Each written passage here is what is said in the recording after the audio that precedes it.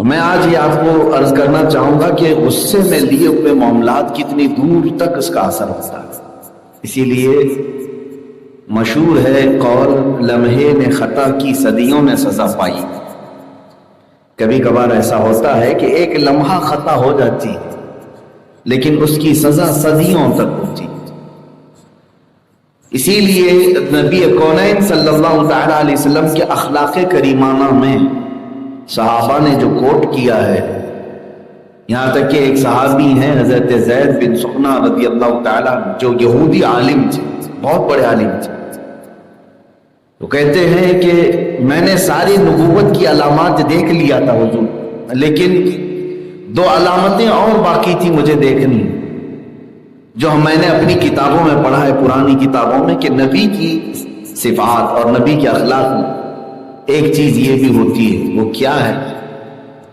نبی بہت بردبار ہوتا ہے، برداشت کرنے کی طاقت زیادہ ہوتی ہے، اور نبی کے ساتھ جتنے غیر اخلاقی کام کریں گے اتنے ہی وہ اخلاق دکھائیں گے۔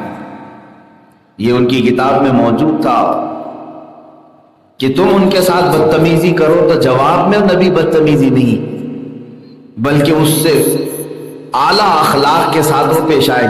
ایک بار حضرت زید بن سخنہ کہتے ہیں میں یہ علامات ڈھونڈنے کے لیے کئی دن تک لگا رہا، اتفاق ایسا ہوا کہ ایک بار میں مجلس میں ہی بیٹھا ہوا تھا، ایمان لایا نہیں تھا، ایک شخص آیا کسی گاؤں کا اور وہ شکایت لے کر کے آیا، اے اللہ کے رسول، میں نے اپنے گاؤں والوں سے کہا تھا کہ تم اسلام لے آؤ تو تمہیں نفع ہوگا، اللہ تمہیں خوب برکتیں دے گا، لیکن ہوا ایسے کہ ہمارے گاؤں میں اتنی بارش آ گئی ہے کہ سب فصلیں خراب ہو گئی۔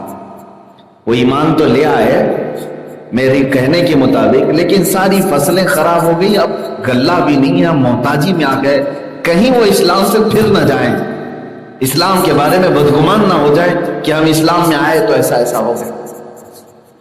تو رسول کریم صلی اللہ تعالیٰ علیہ وسلم کے پاس وہ شخص اپنے گاؤں کی شکایت لے کر کے آئے تھے۔ یہ زید بن سخنہ کہتے میں بیٹھا ہوا تھا، انہوں نے کہا اے رسول پاک صلی اللہ علیہ وسلم کچھ تو آپ عطا کر دیں تاکہ میں گاؤں والوں کو غلہ خیرات کروں، اناج دے سکوں، ان کو اسلام پر باقی رکھ سکوں۔ حضور پاک صلی اللہ تعالیٰ علیہ وسلم نے نظر دوڑائی، وہاں کسی کے پاس کچھ بھی نہیں تھا۔ حضرت زید بن سخنہ کہتے ہیں میرے پاس سونے کے سکے تھے، 80 مسقال چاندی کی سونا تھا، میں نے وہ بغیر کہے ہی محمد صلی اللہ علیہ وسلم کو دے دیا، ایمان لائے ہوئے نہیں، یہودی عالم ہے۔ میں نے کہا ہے محمد آپ یہ لے لیں، مجھ سے قرض لے لیں، جو شخص آیا ہے اس کی ضرورت آپ پوری کر لیں، جب آپ کے پاس وقت میسر آئے مجھے یہ واپس لوٹا دیں۔ حضور اکرم صلی اللہ تعالیٰ علیہ وسلم نے ان سے وہ 80 مسقال پورے لے لیے اور پورے کے پورے اس شخص کو دے دیے جو دیہات سے آئے، اور وہ لے کر کے سونے کے سکے چلے گئے اپنے گاؤں، اپنے لوگوں کو اناج غلہ تقسیم کیا۔ اب بات یہاں ہے، دن گزرتے گئے، ایک دن، 2 دن، تیسرے دن زید بن سخنہ کہتے ہیں میں پیچھے پڑ گیا محمد صلی اللہ علیہ وسلم، میرے پیسے کہاں ہیں، میں نے جو قرضہ دیا، میں نے جو ادھار دیا وہ کہاں ہے؟ تو لگا رہتا تھا۔ ایک وقت ایسا آیا کہ مسجد نبوی سے نکل رہے تھے، حضرت عمر آپ کے ساتھ تھے، حضور صلی اللہ علیہ وسلم، اور بھی کچھ صحابہ تھے۔ زید بن سخنہ کہتے ہیں میں سیدھے گیا اور آپ کا جبہ پکڑ کر کھینچا، اور میں نے کہا اے محمد صلی اللہ علیہ وسلم تم لوگوں نے یہ کیا بنا رکھا ہے، لوگوں سے پیسے لیتے اور واپس دینے کا نام نہیں لیتے ہو۔ سخت و شست جملے انہوں نے کہنا شروع کیا حضور صلی اللہ علیہ وسلم۔ حضرت عمر نے تلوار نکالی اور حضور کے سامنے آ کر کھڑے ہو گئے اور کہا اے زید تجھے معلوم ہے تو میرے رسول کے سامنے کس طرح کی بات کر رہا ہے؟ اور رسول پاک صلی اللہ تعالیٰ علیہ وسلم سے اجازت چاہیے کہ اے اللہ کے نبی آپ حکم دیں میں اس بدتمیز کی گردن اڑاؤں۔ وقت ہوتا ہے قرض دینے کا اور مانگنے کا طریقہ ہوتا ہے، کیا طریقہ ہے؟ گردن پر تلوار رکھ دی۔ حضور پاک صلی اللہ تعالیٰ علیہ وسلم کے پاس ایسے وزیر ہیں کہ آپ حکم دے دیں ابھی گردن الگ ہو جائے، بدتمیزی بھی کیا ہے سامنے والے۔ زید بن سخنہ کہتے ہیں حضور صلی اللہ تعالیٰ علیہ وسلم نے تلوار پر سے ہاتھ ہٹایا، کہا اے عمر پیچھے ہٹ جاؤ، اور اس کے بعد یہ کہا عمر یہاں تم گردن اڑانے کی بات کرنے کی بجائے ہم دونوں کو بھی نصیحت کرتے. تم مجھے یہ کہتے کہ اے اللہ کے رسول آپ جلد قرضہ ادا کر دیں، اور اسے یہ کہتے کہ بھائی مانگنے کا طریقہ تھوڑا اچھا سا کر. میرے آقا صلی اللہ تعالی علیہ وسلم نے حضرت عمر کو تنبیہ کی، لیکن تم نے گردن اڑانے کی بات کی. ہاں وہ عشق رسول تھا ان کا، وہ محبت رسول تھی، لیکن نبی کونین کے پاس اخلاق اعلیٰ تھے. زید بن سہنا کہتے ہیں یہی چیز میں دیکھنے کے لیے اس قدر سختی کیا تھا. حضور اکرم صلی اللہ تعالی علیہ وسلم اسی شام انہیں بلاتے ہیں اور اپنا قرض ان کا جتنا تھا وہ واپس کیا، اور پھر ان کا پرانا شکر بھی ادا کیا کہ تم نے فلاں فلاں گاؤں والوں کے لیے اتنی مدد کی. جبکہ حضرت زید کہتے ہیں میں نے جو کچھ بھی دن میں کیا اس کا ذکر بھی تک حضور اکرم نے نہیں فرمایا. پھر حضرت عمر فاروق رضی اللہ تعالیٰ عنہ کو طلب کیا. حضرت زید نے کہا یہ پورے 80 مسقال میں نے اسلام کے لیے وقف کی ہے، اور اے عمر آج جو کچھ بھی میں نے کیا وہ انجیل اور تورات میں لکھی ہوئی بات کو پرکھنے کے لیے کیا تھا، کہ میں نے پڑھا تھا کہ رسول کے ساتھ جس قدر بھی برے معاملات کیے جائیں وہ اتنے ہی عظیم اخلاق کے ساتھ پیش آئیں. ایگریسو ہونا، غصے میں آ جانا، یہ انسان کے لیے تباہی کا راستہ کھولتا ہے. یہاں سے انسان اپنے فیصلہ کرنے کی طاقت کھو جاتا ہے. حضور پاک صلی اللہ تعالیٰ علیہ وسلم کی یہ اخلاق کریمانہ پر وہ اسلام لے آئے. اتنا ہی نہیں میرے عزیزو، خالد بن ولید کون نہیں جانتا، سیف اللہ المسلول، لیکن جانتے ہیں آپ یہ حضور اکرم صلی اللہ تعالیٰ علیہ وسلم کے خلاف کوئی جنگ چھوڑی نہیں انہوں نے اسلام لانے سے. کئی سال تک حضور پاک صلی اللہ تعالیٰ علیہ وسلم اعلان نبوت کرنے کے بعد سے کتنے سال باحیات رہے؟ 23 سال. 13 سال مکہ میں، 10 سال مدینہ طیبہ میں. یوں سمجھ لیں کہ تقریباً 20 سال تک خالد بن ولید ایمان لائے نہیں ہیں. شروع سے 20 سال تک لڑے ہیں حضور سے، ہر جنگ میں، اور جگہ جگہ فوجیں اکٹھا کرنا. یہاں تک کہ نماز خوف بھی خالد بن ولید کی وجہ سے حضور کو پڑھنا. نماز خوف کیا ہے؟ حضور پاک صلی اللہ تعالی علیہ وسلم اپنے صحابہ کو لے کر مدینے سے باہر چل رہے تھے.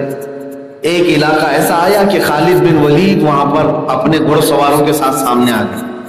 خالد بن ولید خود کہتے ہیں میں نے چاہا کہ اب ان پر حملہ کر دوں، لیکن موقع کی طاق میں تھا. حضور اکرم صلی اللہ تعالی علیہ وسلم اپنے صحابہ کے ساتھ جنگ سے بچاتے ہوئے نکل رہے تھے. نماز کا وقت آیا ظہر کے. حضور پاک صلی اللہ تعالی علیہ وسلم نماز کے لیے کھڑے ہو گئے. خالد بن ولید اپنے گھوڑ سواروں کے ساتھ تلوار سوتے ہوئے کھڑے تھے کہ یہ لوگ سجدے میں جائیں میں مار دوں. اب نماز خوف کا حکم کیسے ہے؟ قرآن میں ہے، اللہ نے فرمایا فوج جو ہے اسلامی فوج 2 حصوں میں بٹ جائے گی. ایک حصہ سامنے کھڑا رہے گا دشمن کے سامنے، دوسری فوج پیچھے نماز پڑھ رہی ہوگی. اور کیسے؟ 1 رکعت پڑھے گی، صرف 1 رکعت پڑھے گی. سجدہ کرے گی اٹھ کر کے، وہ پہلی صف میں آ جائے، وہ تلوار اٹھا لے، اپنے اسلحے اٹھا لے. جو سامنے کھڑے ہیں وہ پیچھے چلے جائیں، وہ 1 رکعت پڑھے. پھر وہ 1 رکعت کے بعد واپس پھر وہ آئے، پھر جو سامنے کھڑے ہوئے ہیں یہ پھر جائیں اپنی دوسری رکعت پڑھے.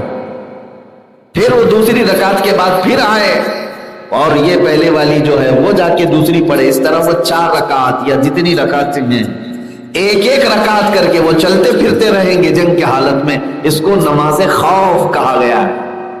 یہ جنگ کے حالات میں صرف نماز پڑھی جاتی ہے، جنگ کے حالات میں، یعنی دشمن سے منہ پھیرنا بھی نہیں ہے اور اپنے رب کی عبادت میں کمی کرنا بھی نہیں. اور یہ نماز حضور اکرم صلی اللہ تعالی علیہ وسلم نے ادا کی خالد بن ولید کی وجہ سے، کہ وہ تلوار کھینچے کھڑے تھے. موقع ملے سارے لوگ نماز میں جائیں تو ہم ماریں. اس طرح سے نماز خوف بھی میرے آقا نے ادا کیا. خالد بن ولید کہتے ہیں اس دن بھی میں مار نہیں سکا، واپس آ گئے. یہ اسلام کی فوجیں بڑھتی چلی جا رہی تھی، لوگ جوق در جوق اسلام میں داخل ہو رہے تھے. خالد بن ولید کہتے ہیں ایک وقت ایسا آیا کہ اب مجھے خبر مل گئی کہ حضور محمد صلی اللہ تعالی علیہ وسلم اپنے عمرے کی قضا کرنے کے لیے مکہ آ رہے ہیں. اب ہمارے پاس مکہ میں اتنی طاقت بھی نہیں تھی کہ ان سے مقابلہ کریں. کیونکہ 6 سال کے بعد وہ 10,000 کا لشکر لے کر مکہ میں آ رہے تھے. جو 2 لوگ مدینے سے مکہ سے گئے تھے 6 سال بعد وہ 10,000 کے ساتھ مدینے میں سے مکہ آ رہے تھے. خالد بن ولید کہتے ہیں میں مکہ چھوڑ کر بھاگ گیا، کیونکہ اب آئیں گے حضور صلی اللہ تعالی علیہ وسلم، جو جنگوں میں ان کے مقابل میں تھا سب کو پکڑیں گے، بلائیں گے. مکہ چھوڑ کر کے وہ فرار تھے. حضور پاک صلی اللہ تعالی علیہ وسلم مکہ میں آئے، جنہیں معاف کرنا تھا معاف کیا، جن کا مواخذہ کرنا تھا مواخذہ کیا. اس میں ایک صحابی ہیں ولید بن ولید، جو خالد بن ولید کے سگے بھائی تھے. وہ صحابی تھے، ایمان لا چکے تھے. مکہ میں جب آئے حضور اکرم صلی اللہ تعالی علیہ وسلم خانہ کعبہ میں نماز پڑھنے کے بعد ولید بن ولید سے پوچھتے ہیں اے ولید تمہارا بھائی خالد کہاں ہے؟ تمہارا بھائی خالد کہاں ہے؟ وہ ایک جرنیل ہے، جنگجو ہے، بہت سخت گیر جنگ کرنے والے. ولید بن ولید سے پوچھا تمہارا بھائی خالد کہاں ہے؟ کہا اے اللہ کے نبی وہ مکہ چھوڑ کر بھاگ گئے، آج تو آپ ہی کی حکومت ہے. حضور پاک صلی اللہ تعالی علیہ وسلم نے فرمایا اے ولید، خالد جیسے عقل مند آدمی کے پاس اگر اسلام آ جائے تو میں سمجھتا ہوں کہ وہ بہت زیادہ نفع اٹھائے، اور اس جیسے عقل والے کو اسلام سے دور نہیں رہنا چاہیے. بس یہ جملے کہے اور پھر یہ بھی فرمایا اگر خالد یہاں ہوتے تو ان کو یہ شایع نشان میں ان کو مقام دیتا، جو شخص اتنے سال جنگوں میں حضور کے مقابل میں آتے. تو یہ حضور پاک صلی اللہ تعالی علیہ وسلم نے فرمایا اور مکہ سے مدینے واپس چلے گئے. ان کے بھائی ولید خالد کو خط لکھ کر کے بھیجتے ہیں کہ تم کہاں ہو، جلدی سے واپس آ جاؤ. محمد صلی اللہ علیہ وسلم آئے تھے اور تیری خیریت پوچھ رہے تھے. خالد بن ولید کہتے ہیں اس دن مجھے احساس ہوا کہ کوئی دشمن میری خیریت پوچھے گا، جس کے اتنے ساتھیوں کو میں نے قتل کر ڈالا، مار ڈالا. ان کے سگے چچا امیر حمزہ کا کلیجہ چبا دیا گیا اسی جنگ میں جس میں خالد بن ولید سپہ سالار بھی تھے، جنگ احد میں. میری خیریت پوچھا ہوگا. وہ کہتے ہیں دل یہیں سے موم ہو گیا.